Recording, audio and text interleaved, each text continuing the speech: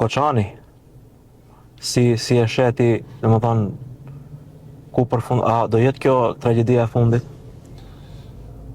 Këtu është edhe dallimi apo ndryshimi, domethënë në fatkeqësisht në këto vitet e fundit na kanë ndodhur disa fatkeqësi, siç modulari në Tetov, spitarin e Tetovës, Dy autobuzat e kështu me radhë, edhe ka ndodhur edhe kjo fatkeqësi tash. Dallimi atëherë nuk u ndërmor asgjë, pa ato procedura gjyqësore të përgjithshme që nuk patën kurrë çfarë epilogu.